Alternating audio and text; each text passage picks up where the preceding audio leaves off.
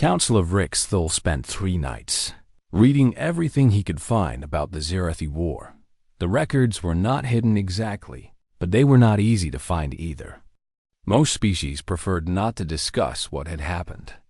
It made them uncomfortable in ways they could not quite explain. He read Ambassador Yenix's report. He watched footage from the campaign that had been preserved in historical archives. He studied the reconstruction of New Haven Colony, which had been rebuilt by volunteers from across human space within 2 years of the war's end. When he finished, he understood why High Arbiter Zenok had changed the subject so quickly at the council session. He understood why older representatives had looked away when he asked his question. He understood why no one targeted humans. He requested a private meeting with Commander Daniel Hayes, the human diplomat, agreed to meet him in a small conference room away from the main council chambers.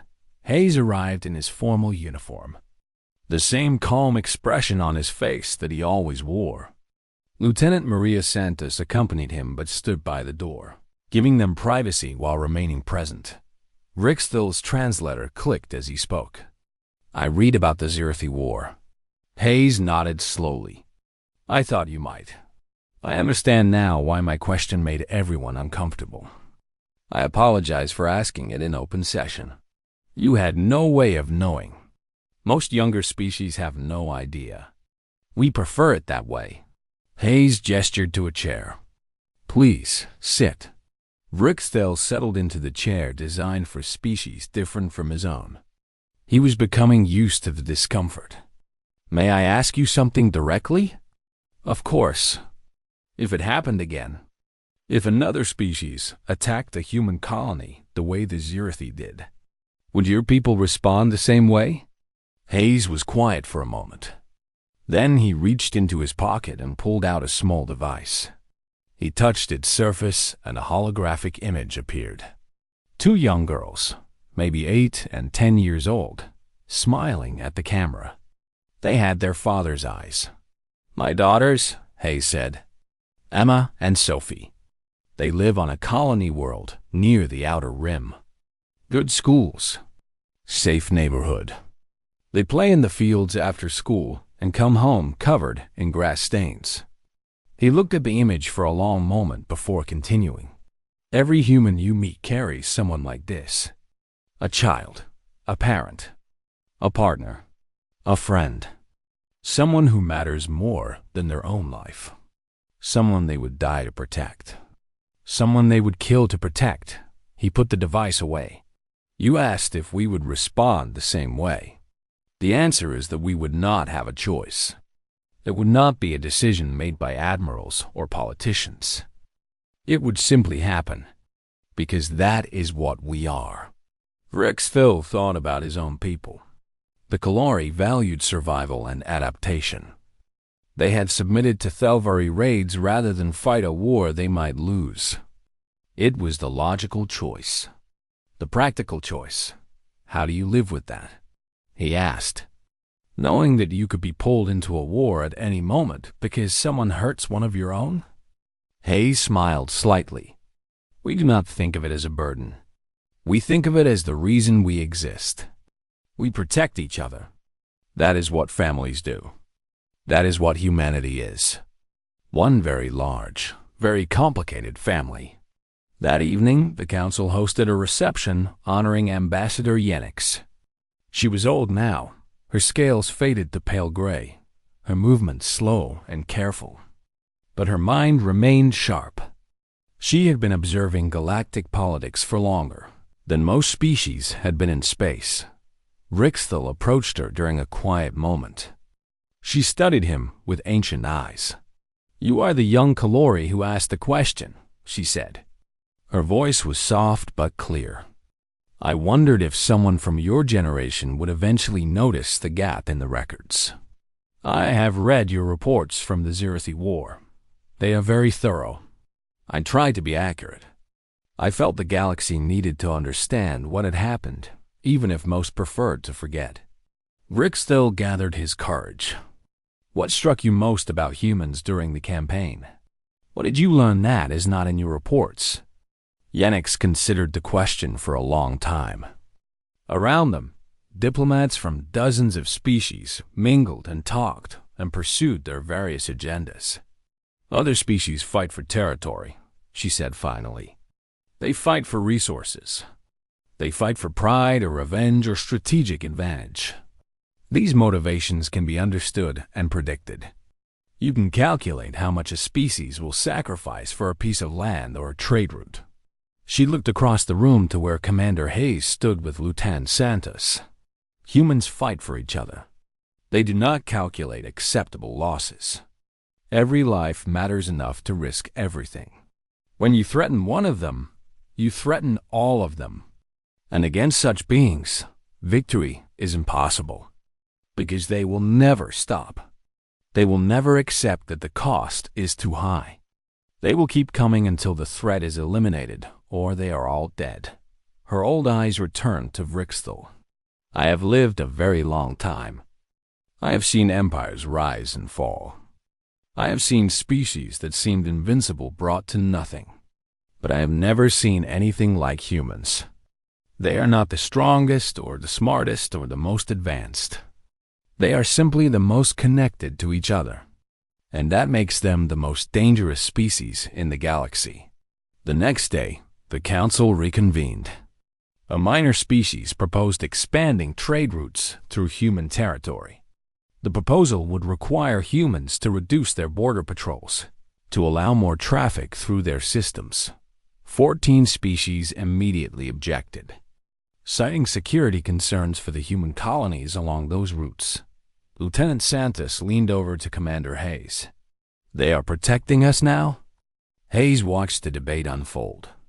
Representatives who had been fighting over resources just yesterday were now united in opposition to anything that might make human territory more vulnerable. No, he said quietly. They are protecting everyone else from making a mistake. The proposal was withdrawn. Business continued. The day ended like any other day at the Galactic Council. But in the archives, the records of the Zirathi War remained. And in the memories of every species old enough to remember, the lesson held firm. Humanity was not protected by strength or technology or powerful allies. Humanity was protected by what they became when someone harmed their own. A species that did not calculate costs. A species that did not accept defeat. A species that would cross the galaxy and tear down empires for the sake of children. They had never met Dot. No rational power wanted to face that. No rational power ever would Dot, and in the vastness of space, 47 species slept a little easier knowing that humans were their allies rather than their enemies. Because somewhere in human territory, parents were tucking children into bed. Neighbors were sharing meals. Friends were laughing together over nothing important. Dot, and all of them, every single one, was worth a war. The campaign lasted 11 months. In that time, the human fleet destroyed everything the Zirathi Empire had built over centuries of conquest. Admiral Walsh directed operations from the command ship Horizon. She slept 4 hours a night when she slept at all. Her hair turned completely white during those months. Her eyes took on a look that her officers learned not to question. She was not cruel. She was not angry. She was simply doing what needed to be done with absolute focus. Lieutenant Commander Rosa Chun served as her tactical officer. Chen was young and brilliant, capable of seeing patterns in battle data that others missed. She coordinated targeting for the entire fleet, ensuring that every strike served the larger strategy. Their approach was methodical. First, they destroyed Zirathi military installations. Then they dismantled the infrastructure that supported the military. Supply depots, communication networks, training facilities, manufacturing centers, anything connected to the Zirathi ability to wage war. Supreme Commander Kethros defended his empire with growing desperation.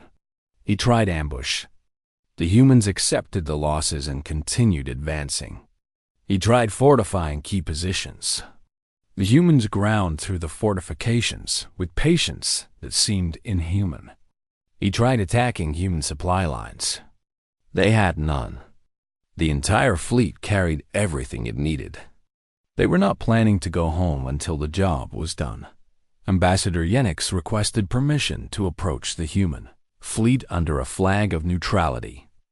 The Telvori Confederation was concerned about the scale of destruction and hoped to negotiate a peace. Walsh granted her ship safe passage. Yenix stood on the bridge of the horizon and looked at the tactical displays. The Zirathi Empire, which had seemed invincible just 1 year ago, was being erased from the galaxy. She turned to Admiral Walsh. "I come to propose mediation," Yenix said. "The Zirathi are prepared to offer significant concessions. Territory, resources, the release of all prisoners. Surely this is enough to satisfy human demands." Walsh did not look up from her displays. "Where are the children from New Haven?" Yenix hesitated. "That information would need to be negotiated. Then we have nothing to discuss. Admiral, you are destroying an entire civilization. Millions are dying on both sides. At some point, the cost of this war must outweigh the original offense." Now Walsh looked at her. Her eyes were calm and clear, which somehow made them more frightening than if they had been filled with rage. "You did not see the footage from New Haven. You did not watch parents die trying to hold on to their children. You did not see what the Zirathi did to people who had surrendered, who had begged for mercy." She turned back to her displays. "There is no cost too high. There is no price we will not pay. We will continue until every survivor from New Haven is recovered, and the Zirathi can never threaten anyone again." Yenix returned to her ship and sent another report to her government. This one included a recommendation that the Talvori never engage in any action that might harm human civilians. The recommendation was adopted as official policy within the week. The human advance continued. Lieutenant Commander Chen identified the location where New Haven survivors were being held. The information came from intercepted communications as Zirathi officers argued about whether to use the prisoners as shields or bargaining chips. Walsh dispatched a strike force immediately. Captain Mills led the rescue mission. His carrier Relentless and a dozen support ships broke off from the main fleet and raced ahead. They arrived at a mining world where thousands of humans were being forced to work in dangerous conditions. Many had already died. The survivors were thin and scarred, but they were alive. Mills led the ground team personally. He found humans who had been farmers and teachers and doctors just 1 year ago, now reduced to slaves with numbers branded on their arms. He found children who had watched their parents die. One girl, maybe 7 years old, looked at him with eyes that had seen too much. "Are you here to take us home?" she asked. Mills knelt down to her level. "Yes, we are here to take you home." The rescue of the survivors was broadcast across the galaxy. Other species watched as human soldiers carried their own people out of Zirathi prisons. They watched the faces of the rescuers and the rescued. They saw something they did not fully understand but could not look away from. Of the 40,000 colonists who had lived on New Haven, 8,000 survived. The humans retrieved every single one. With the survivors safe, the final phase of the campaign began. Supreme Commander Kethros watched as human forces closed in on the Zirathi homeworld. His fleet was gone. His allies had abandoned him. The 12 species his empire had conquered were rising up with human support, reclaiming their freedom. He sent a final message to Admiral Walsh offering unconditional surrender. Her response was simple: "Accepted. Remain where you are." The Zirathi Empire was not destroyed completely. Walsh was clear about this from the beginning. The goal was never genocide. Humans were not interested in becoming what they were fighting against. But the Empire was dismantled absolutely. The Zirathi military was eliminated. Their government was dissolved. Their territory was reduced to a single system, their original homeworld, and 3 small colonies. They were allowed to survive, but never to threaten anyone again. Permanent monitoring stations were established at the edge of their space. Any attempt to rebuild military capacity would be detected and stopped immediately. General Torres supervised the occupation of Zirathi worlds. His soldiers were disciplined and professional. They did not take revenge on civilians. They did not commit atrocities. They simply ensured that the Zirathi would never again have the ability to do what they had done to New Haven. The war ended quietly. There was no formal ceremony. Admiral Walsh simply announced that operations were complete and ordered the fleet to return home. Ambassador Yenix filed her final report on the conflict. The document ran to hundreds of pages, but its conclusion was brief. The humans were not fighting for territory or resources. They were not fighting for strategic advantage or political gain. They were fighting because someone hurt their people. Their response was not proportional by any standard measure. It was absolute. They committed everything they had to the complete destruction of a threat to their own. She added a recommendation at the end of the report. Under no circumstances should any Talvori vessel, diplomat, or citizen take any action that could be interpreted as a threat to human civilians. The cost of such an error would be beyond calculation. Her report was shared with every major power in the galaxy. Most adopted similar policies immediately. Those who did not learn the contents anyway through their intelligence networks. The lesson was taught. The lesson was learned. Humans were not protected by their military strength or their technology. They were protected by what they became when someone threatened their own. And that was something no rational power wanted to face. The footage reached Earth on a Tuesday morning. A surviving colonist had managed to hide a recording device and transmit the data before the Zirathi destroyed all communications equipment. The transmission was fragmentary and corrupted, but clear enough to show what was happening on New Haven. Admiral Catherine Walsh watched the footage in her office at Naval Command. She was 53 years old, with iron gray hair and eyes that had seen too much over a 30-year career. She had lost friends in border skirmishes. She had ordered strikes that killed enemy combatants. She thought she understood war. Then she watched a Zirathi soldier tear a child from her mother's arms. She watched Sheriff Nathan Brooks die protecting that child. She watched colonists with no training and no hope fight anyway, because their children were being taken. When the footage ended, Walsh sat in silence for a long time. Then she picked up her communicator and called General Samuel Torres, commander of ground forces. "Have you seen it?" she asked. "Everyone has seen it," Torres replied. His voice was rough, like a man trying not to let his emotions show. "It is on every screen, on every human world. The president is addressing the government in 1 hour." President Henry Liu was not a man given to dramatic speeches. He had built his career on quiet competence and careful diplomacy. When he stood before the assembled representatives of human worlds, he did not raise his voice. He did not pound the podium. He simply stated facts. The Zirathi Empire has attacked our colony on New Haven. They are killing our people. They are taking our children. He paused. "We are going to stop them." There was no debate. There was no discussion of proportional response or diplomatic options. The vote was unanimous and immediate. Total war. What happened next surprised every species watching from across the galaxy. Humanity did not calculate resources and make strategic decisions about how many ships to send. They did not hold back reserves for defense of other territories. They sent everything. Admiral Walsh assembled her fleet in orbit around Earth. Every warship humanity possessed answered the call.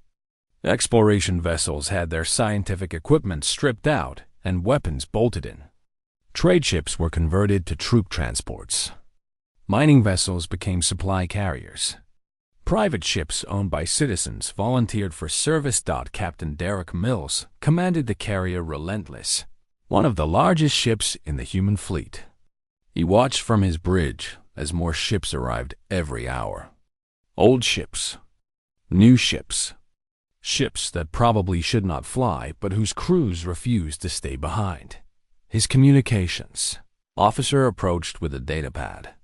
"Captain, we have volunteers from every colony, more than we can transport. People are offering personal craft, anything that can make the journey." Mills looked at the datapad. Names, thousands of names. Farmers and teachers and doctors and engineers. Parents and children and grandparents. All of them willing to cross the galaxy to help people they had never met. "Accept everyone we can fit," he said. "Turn no one away." General Torres coordinated the ground forces from a command ship near the center of the fleet. He had served in the military for 25 years. He had never seen anything like this response. Reservists who had not worn uniforms in decades reported for duty. Retired officers came out of their quiet lives and demanded positions. Young people who had never considered military service stood in lines that stretched for blocks outside recruitment centers. A reporter asked Torres what he thought about the response. He gave an answer that would be quoted for generations. "You want to know what humans are? Watch what we do when someone hurts our children. That is what we are. That is what we have always been." The fleet departed Earth 3 weeks after the footage arrived. It was the largest military force humanity had ever assembled. It was also, in practical terms, everything humanity had. They left their other colonies with minimal protection. They left their trade routes unguarded.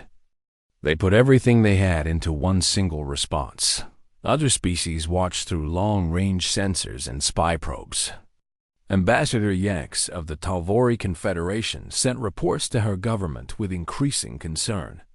The Talvori were a neutral power who had survived by understanding the psychology of other species. Yenix prided herself on predicting behavior. She could not predict this. "They cannot win," she reported. "The Zirathi Empire is too large, too well defended. The human fleet will be destroyed." This response makes no tactical sense. Her superior asked the obvious question. If humans knew they would lose, why were they attacking with everything they had? Yenix thought about the footage she had seen. The mother reaching for her child. The sheriff dying to save a little girl he did not know. "I do not think they care about winning," she said slowly. "I think they care about something else. Something we do not have a word for in our language."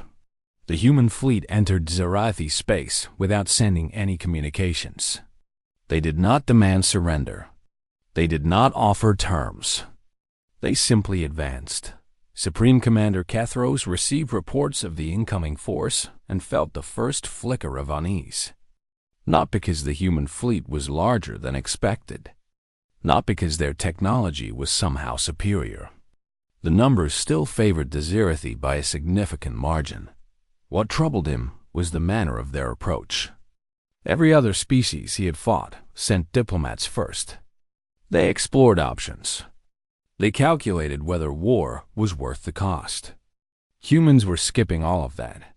They were coming straight for his territory with every weapon they possessed. He tried to open communications. The humans did not respond. He offered to negotiate the release of prisoners. The humans did not respond. He threatened to execute every surviving colonist from New Haven. The humans still did not respond. Finally, he sent a single message asking what the humans wanted. Admiral Walsh replied with the only words she would speak to the Zirathi throughout the entire campaign. "You took our children. There is nothing to discuss." The first battle began at the edge of Zirathi space. The humans did not maneuver for advantage. They did not probe for weaknesses. They attacked directly, absorbing losses that should have broken any fleet. A Zirathi commander reported that a human ship, crippled and burning, had accelerated into his formation rather than retreat. The dying vessel destroyed 3 Zirathi warships before breaking apart. The crew had known they were dead. They chose to make their deaths matter. This pattern repeated across every engagement. Human ships did not retreat when damaged beyond repair. Human soldiers did not surrender when surrounded. They fought until they could not fight anymore, and then they found ways to fight a little longer. The Zirathi had conquered 12 species by breaking their will to resist. They did not know how to fight an enemy that had no breaking point. The human fleet advanced, world by world, system by system, relentless. The war had begun. 187 years before Vrixthil asked his question, the Zirathi Empire stood at the height of its power. Their territory stretched across 300 systems. 12 species lived under their control, conquered through military strength and broken through systematic cruelty. The Zirathi were tall and angular, their bodies covered in dark plates that served as natural armor. They viewed other species as resources to be harvested. Supreme Commander Kethros stood before a holographic map in his war council chamber. His officers surrounded him in perfect formation, their posture rigid with military discipline. The map showed a small cluster of systems on the edge of explored space. Human territory. Their defenses are minimal, Kethros said. His voice carried the cold confidence of someone who had never known defeat. Their technology is unremarkable. Their military is spread thin across too many colonies. We will begin with the outer settlements and work inward. An intelligence officer stepped forward. Supreme Commander, our analysis suggests that humans may respond unpredictably to aggression. Their psychological profiles are unusual. Kethros made a dismissive gesture. Every species says their people are special. Every species believes they will fight harder than those who came before. Then they meet our forces, and they break just like the rest. Humans will be no different. He pointed to a small green dot on the edge of human space. We begin here. New Haven, a farming colony. 40,000 inhabitants. Minimal security forces. We take it quickly and use it as a staging ground for further expansion. The order was given. The invasion fleet launched 3 days later. New Haven was a beautiful world. Rolling fields of grain stretched to every horizon. Small towns dotted the landscape, connected by simple roads. The colonists lived quiet lives, growing food that fed a dozen other human settlements. They had one small security station with a handful of officers. They had never expected war to reach them. Governor Patricia Coleman was reviewing crop reports when the alarms began. She was a woman in her 60s, with sun-weathered skin and gray hair that she kept short for practical reasons. She had spent 30 years building this colony into something her people could be proud of. Now she watched through her office window as dark shapes descended from the sky. Sheriff Nathan Brooks arrived at her office within minutes. He was a solid man with kind eyes and hands roughened by years of honest work. He carried a hunting rifle that had belonged to his grandfather. It was the closest thing to a military weapon on the entire planet. How many? Coleman asked. Scanners show at least 50 transport ships, Brooks said. Thousands of soldiers. Maybe tens of thousands. Coleman closed her eyes for a moment. When she opened them, her decision was made. Tell everyone to stay calm. Do not resist. I will negotiate. The Zirathi landed in perfect formation outside the capital town. Kethros himself led the ground forces, wanting to oversee this first conquest personally. He watched with satisfaction as humans emerged from their buildings with their hands raised in surrender. Governor Coleman met him in the town square. She stood straight despite her fear. I am Patricia Coleman, governor of this colony. We offer no resistance. What are your terms? Kethros studied her for a moment. Humans were smaller than his species, soft-skinned and fragile. This would be easy. "There are no terms," he said through his translator. "You are now property of the Zirathi Empire. You will obey or you will die. These are your only choices." He gave orders and his soldiers began moving through the town. They separated people by age and health. The standard process for evaluating which conquered peoples would be useful as laborers and which would be discarded. Families were pulled apart. Parents reached for children who were being led away. Dr. Linda Park watched from the doorway of her small clinic. She was young for a doctor, still idealistic enough to believe she could make a difference on a frontier world. She saw Zirathi soldiers dragging a crying child away from her mother. The mother was screaming, begging, trying to hold on. A soldier struck the mother with the back of his weapon. She fell. The child screamed louder. Something changed in that moment. Something that the Zirathi had never encountered in any of the 12 species they had conquered. Something they did not have a word for in their language. Sheriff Brooks stepped out of the crowd. He raised his grandfather's hunting rifle and fired. The shot hit the soldier holding the child directly in the faceplate. The Zirathi fell dead. For a moment, everything froze. No conquered species had ever done this. Resistance was supposed to come from military forces, from organized governments, not from a single man with an old weapon. Then Brooks fired again. And again. 2 more soldiers fell before return fire cut him down. He died with his eyes open, looking at the child he had saved. She ran to her mother, who was struggling to her feet despite her injuries. The violence spread like fire through dry grass. A farmer picked up a fallen soldier's weapon and began shooting. A teacher threw herself at a Zirathi officer and gouged at his eyes.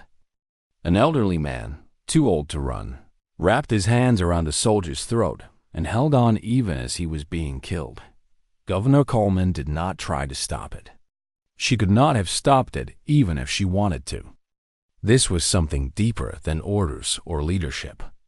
This was parents protecting children. This was humans becoming what they always became when the people they loved were threatened. Dr. Park turned her clinic into a treatment center for the wounded. Colonists with terrible injuries refused to stop fighting. One woman with a shattered arm used her remaining hand to load weapons for others. One man blinded by a plasma blast directed his neighbors toward enemy positions by sound alone. Supreme Commander Kethros watched his easy conquest turn into a nightmare. His soldiers were dying at rates that made no tactical sense. The humans could not win. They had no weapons that could truly threaten his forces. They were being slaughtered, but they would not stop. Parents stood between soldiers and their children until they were cut down, and then other parents took their place. Teachers died defending their students. Neighbors died defending neighbors. Kethros ordered brutal reprisals. He ordered examples made. Every tactic that had broken 12 other species was applied with maximum force. The humans watched their friends and family die in terrible ways, and still they fought. Night fell on New Haven. Fires burned across the capital. Bodies lay in the streets. The Zirathi held the ground, but they could not hold the people. Resistance cells formed in the darkness. Colonists who had never held a weapon learned to kill. Governor Coleman was captured and brought before Kethros. She was wounded, bleeding from a cut on her forehead. Her clothes were torn and dirty, but her eyes were steady. Why? Kethros demanded. You cannot win. Every one of you will die. Why do you not submit? Coleman looked at him for a long moment. When she spoke, her voice was calm. You took our children. There is nothing you can threaten us with now that matters more than that. You can kill every one of us. You will still lose. Because somewhere out there, other humans are learning what you did here. And they are coming. Kethros ordered her executed. She died without looking away from his eyes. He did not understand her words. He would not understand them until the human fleet appeared on his sensors 3 months later. By then, it was already too late. The Zirathi had made their mistake. Now they would learn what it cost. The council chamber on Vethra Prime was shaped like a bowl carved from living crystal. Representatives from 47 species sat in tiered rows that curved upward toward a domed ceiling filled with artificial stars. The air carried a faint smell of recycled atmosphere, and the tension of beings who did not entirely trust one another. Counselor Rixthal adjusted his position on the hard seat designed for species with different bodies than his own. His compound eyes reflected the holographic displays floating in the center of the chamber. He was young for a Kalori diplomat, his exoskeleton still carrying the bright green color of someone who had not yet seen their first century. This was only his third session at the Galactic Council, and he found himself fascinated by everything he observed. The current speaker was a Thelvari commander defending his people's raids on Kalori mining colonies. Rixthal should have been angry. His own species was the victim here. But his attention kept drifting to the datapad in his lower hands, where he had been reviewing historical records. During the long speeches, something in those records did not make sense. Across the chamber, Commander Daniel Hayes sat with his aide Lieutenant Maria Santos. They represented the human delegation, a modest presence compared to the vast territories of older species. Hayes was a tall man with gray at his temples and the patient expression of someone who had learned to wait through countless meetings. Santos was younger, her dark hair pulled back tight, her eyes moving constantly as she tracked the political currents in the room. High Arbiter Xenos called for order with a voice that rumbled like stones, grinding together. The Morvani leader was ancient, even by his long-lived species standards. His scaled skin had faded to a dusty brown, and his movements were slow and deliberate. But his eyes remained sharp and knowing. The session continued with discussions of trade, disputes, and territorial boundaries. Rixthal barely heard any of it. He was scrolling through 300 years of conflict records. The Thelvari had attacked the Kalori. The Marveni had fought border wars with the Drexen Collective. The Yeneri had raided Talvori shipping lanes. Every species in this chamber had been attacked by at least one other species at some point in recorded history. Every species except one. Rixthal checked his data again. He cross-referenced with different databases. He ran the search 3 more times with different parameters.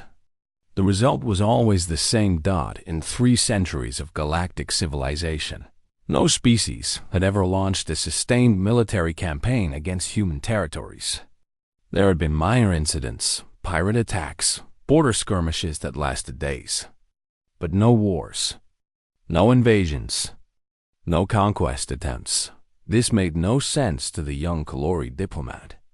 Humans were not particularly powerful. Their technology was average. Their military was modest compared to major powers. Their territory included valuable resources that other species had fought wars over. Yet no one touched them. Rixthal waited for a pause in the proceedings. When it came, he raised one of his upper hands to request permission to speak. High Arbiter Xenos acknowledged him with a slow nod. "I have a question that may seem unusual," Rixthal said. His translator device converted his clicking speech into the common tongue. "I have been reviewing historical records. I noticed that every species represented here has faced military aggression from at least one other species. Wars, invasions, raids, all except humans." The chamber grew quiet. Rixthal noticed that several older representatives suddenly found interesting things to look at on their own datapads. "Humans have modest defenses," he continued. "Their territory is not especially well protected. Their technology is not superior. Yet in 300 years, no one has ever attempted conquest against them."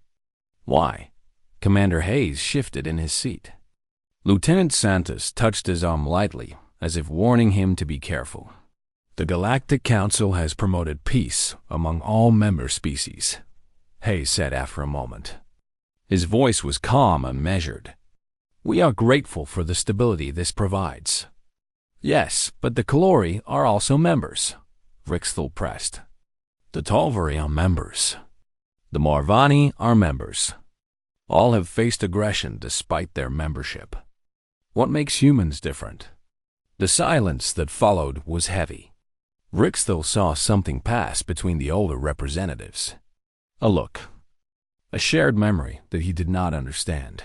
High Arbiter Zenok cleared his throat with a sound like gravel shifting. Perhaps we should return to the matter of trade routes through the Kalori sector. With respect.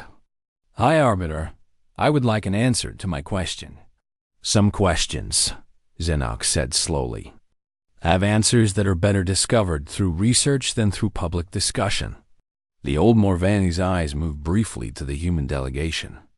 Commander Hayes gave no visible reaction. Lieutenant Santos had gone very still. Rixthal wanted to push further, but something in the atmosphere of the chamber warned him to stop. He bowed his head in acceptance, and the session continued. Afterward, as representatives filed out of the chamber, Rixthal approached a Morvani historian named Threk, who served as an advisor to Zenok. Threk was old, but not as ancient as the High Arbiter. His scales were still dark enough to suggest he might remember events from more than a century ago. You know the answer to my question, Rixthal said quietly. Threk looked at him for a long moment. Something like pity crossed his reptilian features. You are young, Threk said. You were born into a galaxy where humans are simply part of the community. You have never known a time when they were not protected by the lesson. What lesson? Threk glanced around to make sure no one was listening closely. Ask any species old enough to remember the Zirathi. Then you will understand why no one targets humans. The Zirathi? I have never heard of them. No, you would not have. They are mostly forgotten now. Deliberately forgotten. Threk began walking toward the exit. They were an empire once. Vast and powerful. They made a mistake that cost them everything. After that, every species in the galaxy learned the same lesson.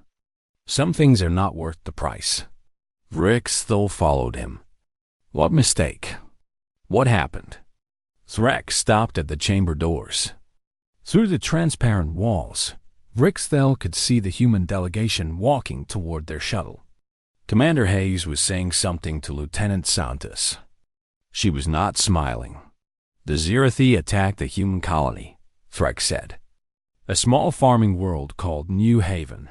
They thought it would be easy. They thought humans were like every other species they had conquered. What happened?